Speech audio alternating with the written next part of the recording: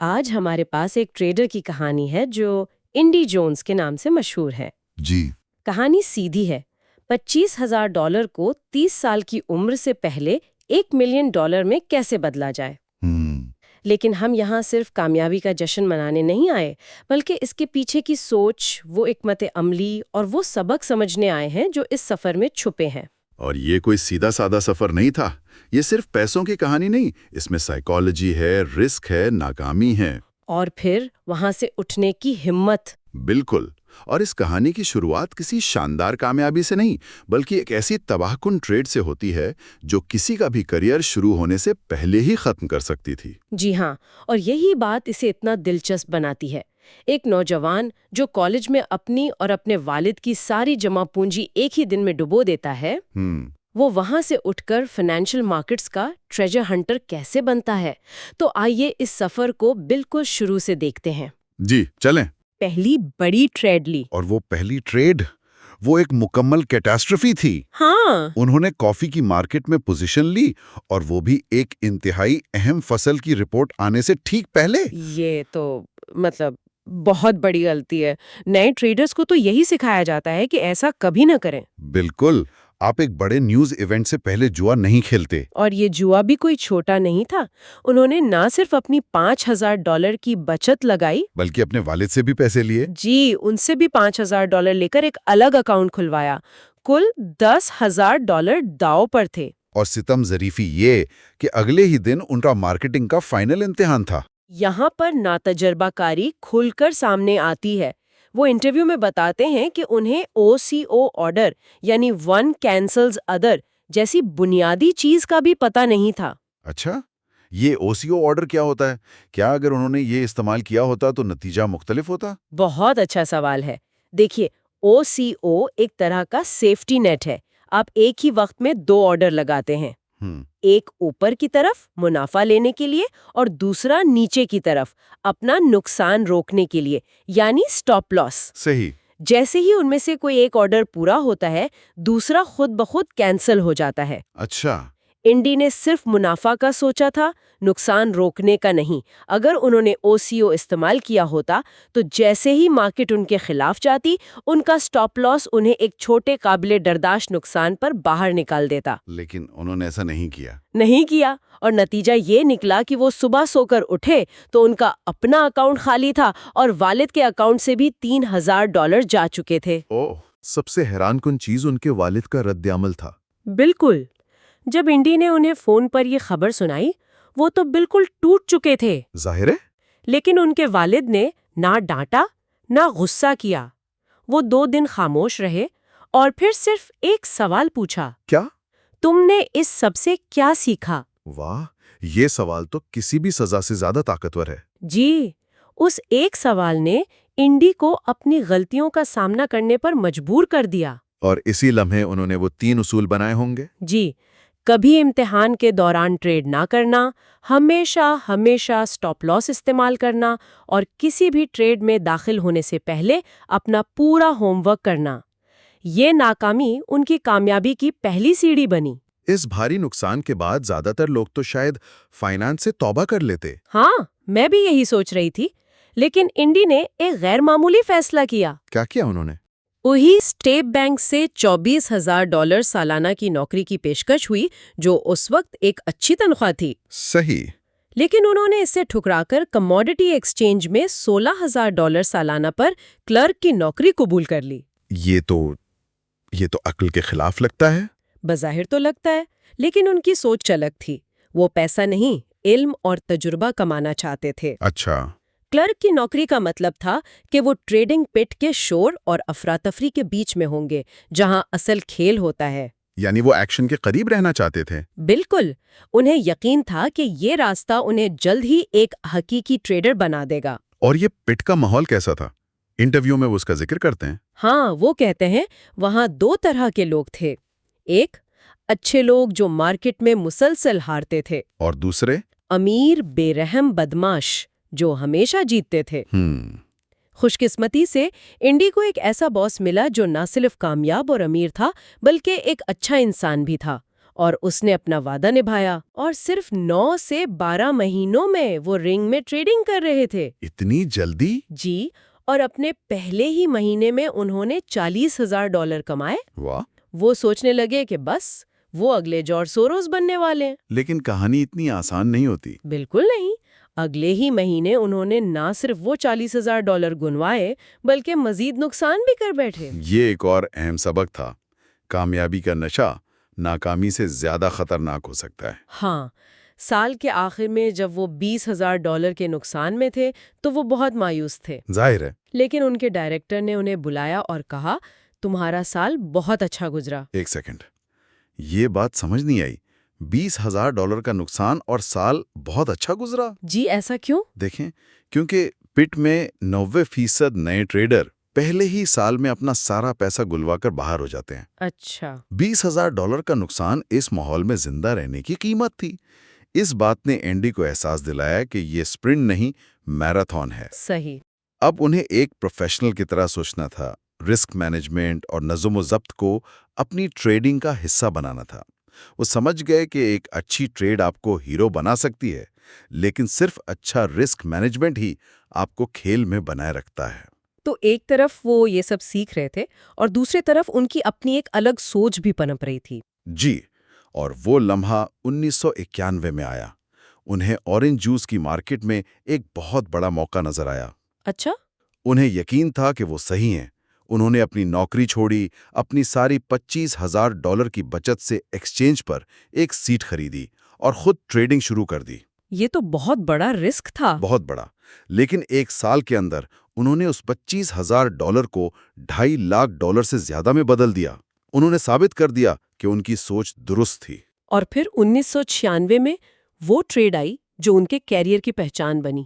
ایک بار پھر orange juice market میں۔ جی، اس وقت مارکیٹ بہت سست اور بورنگ تھی، جس کی وجہ سے آپشنز کی قیمتیں بہت گر گئی تھی۔ یہاں تھوڑا تکنیکی پہلو سمجھنا ضروری ہے۔ جب مارکیٹ میں کوئی حرکت نہیں ہوتی تو والیٹیلٹی کم ہو جاتی ہے، اور اس کی وجہ سے آپشنز، جو کہ مستقبل کی قیمت پر شرط لگانے کا ایک ذریعہ ہیں، بہت سستے ہو جاتے ہیں۔ صحیح۔ انڈی نے اس موقع کو پہچانا۔ انہوں نے سستے داموں آپشنز خریدنا شروع کر دیے۔ ان کی حکمت عملی کیا تھی؟ بہت سادہ، اگر مارکیٹ میں کوئی بڑی حرکت ہوئی، چاہے اوپر یا نیچے، انہیں بہت بڑا فائدہ ہوگا۔ وہ مارکیٹ کی سمت پر نہیں بلکہ مارکیٹ کی حرکت پر شرط لگا رہے تھے۔ اور پھر وہ ہوا جس کا کسی کو اندازہ نہیں تھا۔ فروری میں نیو یارک میں شدید برف باری ہوئی، اور فلوریڈا، جہاں مالٹے اگتے ہیں، وہاں درجہ حرارت اچانک نقطہ انجماد سے نیچے گر گیا۔ اورنج جوس کی قیمتیں راکٹ کی طرح اوپر گئیں۔ پہلے دن مارکیٹ 5% اوپر، اگلے دن پھر 5% اوپر۔ انڈی کے سستے آپشنز اب سونے کے بھاؤں بک رہے تھے۔ دوست فون کر رہے تھے، مبارکباد دے رہے تھے۔ ٹی وی پر برف سے ڈھکے مالٹوں کی تصویریں چل رہی تھیں، ہر طرف جشن کا ماحول تھا۔ لیکن تیسرے دن کچھ عجیب ہوا۔ کیا ہوا؟ اتنی اچھی خبروں کے باوجود مارکیٹ صرف تھوڑا سا اوپر گئی۔ یہ وہ لمحہ ہے جہاں ایک عام ٹریڈر اور ایک عظیم ٹریڈر کا فرق ظاہر ہوتا ہے۔ بالکل، ایک عام ٹریڈر تو لالچ میں آ کر اپنی پوزیشن پکڑے رکھتا۔ جی، لیکن انڈی نے بھیڑ کی نفسیات کو سمجھا۔ انہیں احساس ہوا کہ ساری اچھی خبریں اب قیمت میں شامل ہو چکی ہیں۔ سمارٹ پیسہ یعنی بڑے سرمایہ کار اب منافع لے کر مارکیٹ سے نکل رہے ہیں۔ ان کے ذہن میں ایک خیالی تصویر آئی، جیسا وہ انٹرویو میں بتاتے ہیں۔ فلوریڈا کا ایک امیر باغبان اپنے بروکر کو فون کر کے کہہ رہا ہے، اسے بیچو، لعنت ہو، اس قیمت پر سب کچھ بیچ دو۔ یہ بات ہضم کرنا مشکل ہے۔ مارکیٹ آپ کے حق میں جا رہی ہے، ہر کوئی آپ کو مبارکباد دے رہا ہے، اور آپ اس وقت اپنی پوزیشن 180 ڈگری پر الٹ دیتے۔ یہ صرف عقل کے نہیں، جذبات کے بھی خلاف ہے۔ لیکن انڈی نے جذبات پر نہیں، منطق پر عمل کیا۔ یہ buy the rumour sell the news کی بہترین مثال ہے۔ انہوں نے نہ صرف اپنی پوزیشن بیچی بلکہ اس سے ایک قدم آگے بڑھ کر مارکیٹ کو شارٹ کر دیا۔ اچھا، شارٹ کرنے کا کیا مطلب ہے؟ شارٹ کرنا یعنی قیمت گرنے پر شرط لگانا۔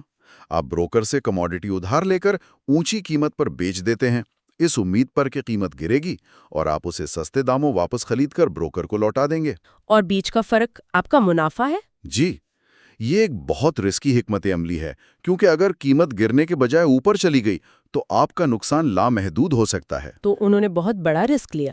ہاں، جو پیسہ کمایا تھا اس کا 40% اس ایک ٹریڈ پر داؤ پر لگا دیا۔ اور ان کا اندازہ درست نکلا؟ بالکل۔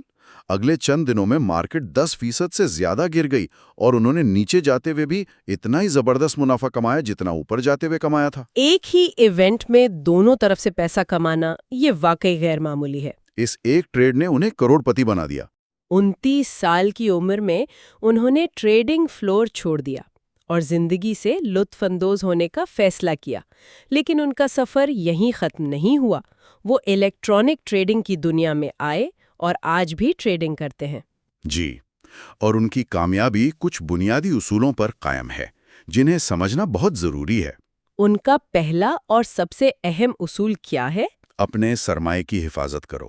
وہ فلم ملین ڈالر بیبی کا حوالہ دیتے ہیں، جہاں کلنٹ ایسٹ ووڈ کہتے ہیں، باکسنگ کا پہلا اصول ہے ہر حال میں خود کو بچاؤ۔ صحیح۔ انڈی کہتے ہیں کہ ٹریڈنگ میں بھی یہی اصول ہے، سرمایہ نہیں تو ٹریڈ نہیں، زندگی نہیں۔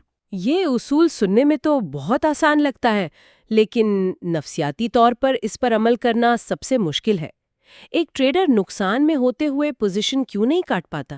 یہ انا کا مسئلہ ہے یا امید کا؟ یہ دونوں کا مرکب ہے۔ ایک طرف انا ہوتی ہے کہ میں غلط نہیں ہو سکتا، مارکیٹ ضرور واپس آئے گی۔ اسی لیے وہ حد مقرر کرتے ہیں۔ جی، وہ کسی ایک ٹریڈ پر اپنے کل سرمایے کے 5% سے زیادہ کا رسک کبھی نہیں لیتے۔ یہ ایک میکانکی اصول ہے جو جذبات کو فیصلے سے باہر کر دیتا ہے۔ ان کا دوسرا اصول پہلے والے سے جڑا ہوا ہے، جب مارکیٹ آپ کے حق میں ہو تو دباؤ بڑھاؤ۔ جی بالکل، یعنی جب آپ جیت رہے ہوں تو زیادہ جارحانہ ہو جائیں۔ زیادہ تر لوگ اس کا الٹ کرتے ہیں۔ وہ کیسے؟ وہ چھوٹے منافع لے کر جلدی بھاگ جاتے ہیں اور بڑے نقصان کو پکڑے رہتے ہیں۔ اچھا۔ انڈی کا فلسفہ یہ ہے کہ جب آپ کو یقین ہو اور آپ منافع میں ہوں تو اپنی پوزیشن میں اضافہ کریں، لیکن ہمیشہ ایک طے شدہ منصوبے کے تحت۔ جب آپ صحیح ہوں تو بڑا فائدہ اٹھانے سے نہ ڈریں۔ اور پھر آتا ہے ان کا تیسرا اور سب سے متنازع اصول، پرانے اصولوں پر سوال اٹھانا۔ ہاں، ٹریڈنگ کی ایک مشہور کہاوت ہے، لوزرز ایوریج لوزرز، یعنی ہارنے والی پوزیشن میں کبھی مزید پیسہ نہ لگاؤ۔ لیکن انڈی اس سے اتفاق نہیں کرتے۔ اچھا، وہ اس کے لیے کیا دلیل دیتے ہیں؟ وہ اس کے لیے باکسنگ کی دنیا سے محمد علی کی روپ اے ڈوپ حکمت عملی کی مثال دیتے ہیں۔ علی رنگ کی رسیوں پر ٹیک لگا کر حریف کے مکے کھاتے تھے، اسے تھکاتے تھے اور پھر صحیح وقت پر حملہ کرتے تھے۔ لیکن یہ تو بہت خطرناک لگتا ہے۔ ہارنے والی پوزیشن میں اور پیسہ ڈالنا تو ٹریڈنگ کا پہلا گناہ سمجھا جاتا ہے۔ یہیں پر باریک فرق ہے۔ انڈی اندھادھند پیسہ لگانے کی بات نہیں کر رہے۔ وہ کہتے ہیں کہ اگر آپ نے اپنا ہوم ورک کیا ہے اور آپ کو کسی اثاثے کی بنیادی قدر پر مکمل یقین ہے تو اور وہ کسی عارضی وجہ سے تھوڑا نیچے آتا ہے تو یہ گھبرا کر بیچنے کا نہیں بلکہ مزید خریدنے کا موقع ہو سکتا ہے۔